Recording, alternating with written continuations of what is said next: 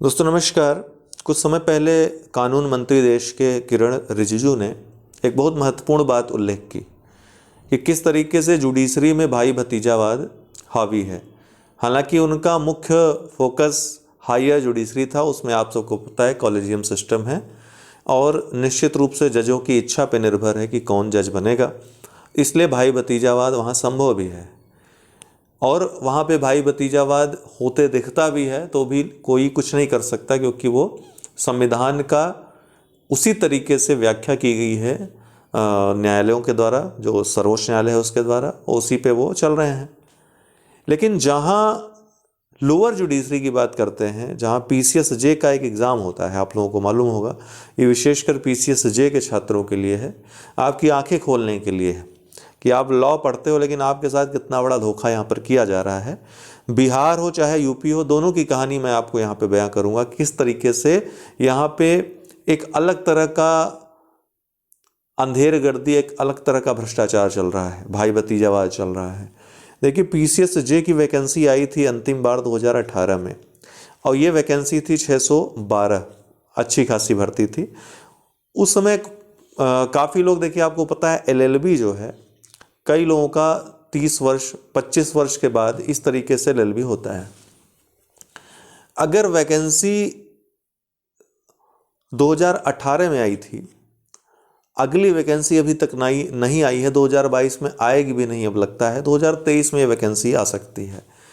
जैसे कि 2021 में लग रहा था वैकेंसी आएगी, फिर लग रहा था 2022 में आएगी, फिर लगा 2023 में, हो सकता है ये और समय बीते।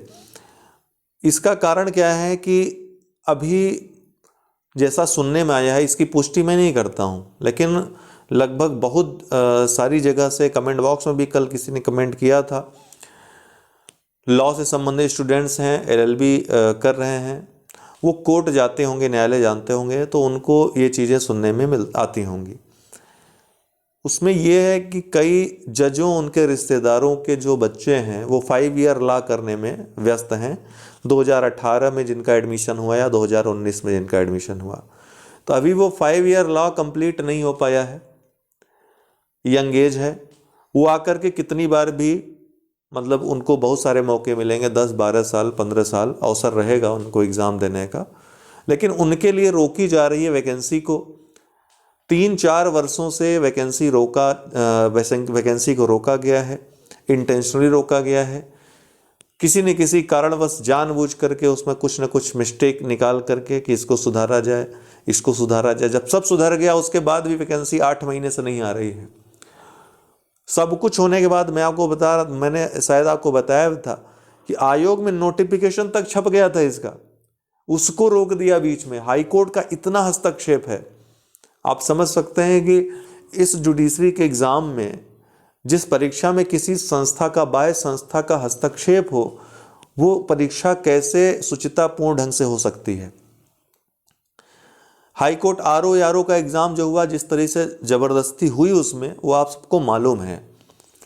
लेकिन उसमें चूँकि उनके रिश्तेदारों को नहीं, उस तरीके से भाई भतीजावाद उसमें नहीं है, लोअर पोस्ट है, यहाँ जज बनाने के लिए वो सब तिकड़म लगा दिया जाता है जिससे उनके रिश्तेदारों में ही वो पद वितरित हो, कुछ जो बच्चे खुचे हैं वो सामान्य छात्रों तक, गरीब छात्रों तक जाएं। इसकी एक बानगी में बिहार का उदाहरण देकर बताना चाहता हूँ। ये बिरादरी तो पूरे देश में है, वही है, किस तरीके से काम करती है आप सोचिए। बिहार में अभी हुआ क्या, वहाँ पर एक अलग ही रूल है कि 100 नंबर का इंटरव्यू है, उस इंटरव्यू में आपको 35 अंक पाने ही पाने हैं, नहीं तो आप फेल हो जाओगे। आप चाहे जो मेंस है उसमें 850 में 850 नंबर पा जाओ, लेकिन अगर 100 में 35 नंबर आपको इंटरव्यू में नहीं मिलते हैं तो आप फेल हो जाओगे।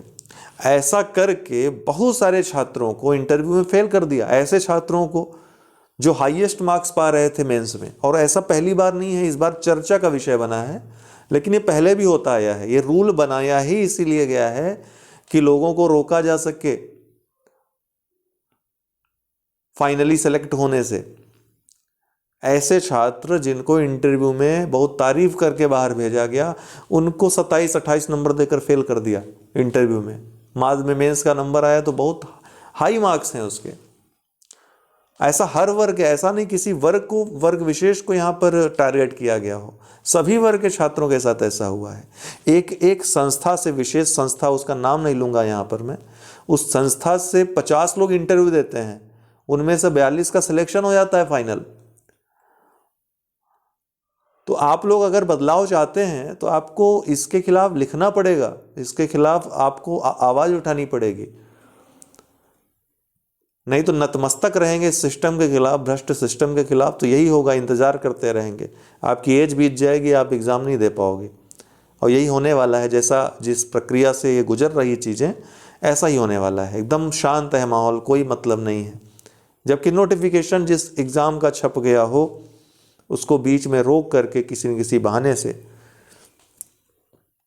तो अब इस बात पर बिल्कुल लगभग ये परिस्थितियां ये दर्शाती हैं, कहते हैं परिस्थिति जन्य साक्ष्य आपके लॉ में, तो ये परिस्थितियां दर्शाती हैं कि जानबूझकर इस नोटिफिकेशन को रोका जा रहा है ताकि कुछ विशेष लोग अपनी डिग्री प्राप्त कर लें और फिर परीक्षा में बैठें, फिर उनको किसी तरह, चूँकि पूरा हस्तक्षेप न्यायालय का ही रहता है इस परीक्षा में, तो उनके हाथ में है, उसको लिखना आता है, ठीक, इंटरव्यू की तो कोई चिंता ही नहीं है, अगर लिखना आता है तो उसको वो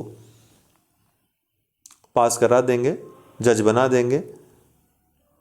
यहाँ की अंधेर गर्दी 2018 का एक उदाहरण मैं देना चाहता हूँ कि इंग्लिश मीडियम के छात्र इंग्लिश के पेपर में 200 में 50-60 ऐसे अंक दिए गए, जिनको इंग्लिश के अलावा कुछ लिखना ही नहीं आता है। और मैक्सिमम लोगों को, मैं नाम किसी का नहीं लूँगा, आप लोग समझ जाओगे, 200 में इंग्लिश के पेपर, उसी पेपर में उन्होंने क्या ऐसा लिख दिया कि उनको 180, 178 इस तरीके से अंक मिले। मैं मानता हूँ कि इन्होंने बहुत अच्छा लिखा होगा, 178, 180 नंबर ले आ सकते थे, लेकिन वो नंबर ये 50-60 अंक वाला भी ले आ सकता था। क्या सिंपल इंग्लिश टू हिंदी अनुवाद करना था, हिंदी के पैरा का इंग्लिश में अनुवाद करना था, एक ऐसे लिखना था और एक प्रीसिज राइटिंग करनी थी। यही 4 प्रश्न थे। इन 4 प्रश्नों का 200 अंक निर्धारित था। अभी हिंदी इंग्लिश कर दिया तो लॉबी को थोड़ी सी दिक्कत होने लगी, एक पेपर हिंदी, एक पेपर इंग्लिश। अब ये जो जज लॉबी है, जो इंग्लिश को प्रोत्साहन देने वाली लॉबी है, उससे भी उसमें खलबली है, किस तरीके से इसको टाला जाए, किस तरीके से इसमें चेंज करवाया जाए। अरे अब तो हिंदी का एक पेपर हो गया, अब कैसे हम लोग अन्याय कर पाएंगे। तो आप समझिए इन सब चीज़ों को, ये खेल चल रहा है जो किसी की हिम्मत नहीं है इसको उजागर करने की, इसको सामने लाने की। आप लोग इस पर ध्यान दीजिएगा, आपका हक है, आपका अधिकार है, इससे न्यायालय भी नहीं छीन सकता, वो भी संविधान की मर्यादाओं से बंधा हुआ है। भारत में संविधान सर्वोच्च है, न कि न्यायालय या सरकार। और संविधान का स्रोत आप हैं, जनता है, इसलिए आपको पूरा अधिकार है, पूरा हक है, और इस अधिकार के लिए आपको खड़ा होना चाहिए। जहाँ पर न्यायालय गलत कर रहा है वहाँ पर न्यायालय के खिलाफ भी खड़ा होना चाहिए। आप लोग रोजाना न्यायालय जा रहे हैं, आपको इस बात को गंभीरता से उठाना चाहिए, नहीं तो भूल जाइए इस परीक्षा को। कई ऐसे मित्र हैं हमारे जो एक बार भी, अगर 2023 में, अभी 2022 में एज निकल गई उनकी, एक बार भी इस परीक्षा में नहीं बैठ पाए। और एज लिमिट है इसमें 35 वर्ष। एज लिमिट के अलावा 4 बार आपको मौके केवल मिल सकते हैं, ऐसा प्रावधान है। तो आप एज को हटाओ, 4 मौके तो दो, और 4 छोड़िए, आप 1-2 मौके तो मिले आपको इस परीक्षा में बैठने के, वो भी नहीं मिल रहा है। तो इतना अतार्किक जो व्यवस्था बनी हुई है, इसके खिलाफ भी आपको खड़ा होना चाहिए। अगर आपको 10 साल में वैकेंसी निकालनी है तो उस 10 साल, ये जब तब लिमिट हटाइए, फिर ईयर हटाइए, ये अटेम्प्ट हटाइए, जब आएगा तो फॉर्म भरेंगे सब। तो बहुत सारी चीज़ें हैं, मैं आपको डिमोटिवेट नहीं कर रहा हूँ, ये सच्चाई है, मैं बता रहा हूँ। आप उठा लीजिए तथ्य, आपको मिल जाएगा ये सब। अभी बिहार में जो हो रहा है वो भी बता दूँ, केवल इंटरव्यू नहीं चला है, बिहार में मेंस में भी, खासकर बिहार के बाहर के राज्य जो हैं उनके छात्रों को ज़बरदस्ती फेल किया गया है, ज़बरदस्ती नंबर दिए गए हैं उसमें कम करके। कॉपी आएगी, अभी लोगों ने मंगवानी शुरू की है। आप लोगों के सामने मैं रखूंगा किस तरीके से वहाँ पर खेल किया गया है।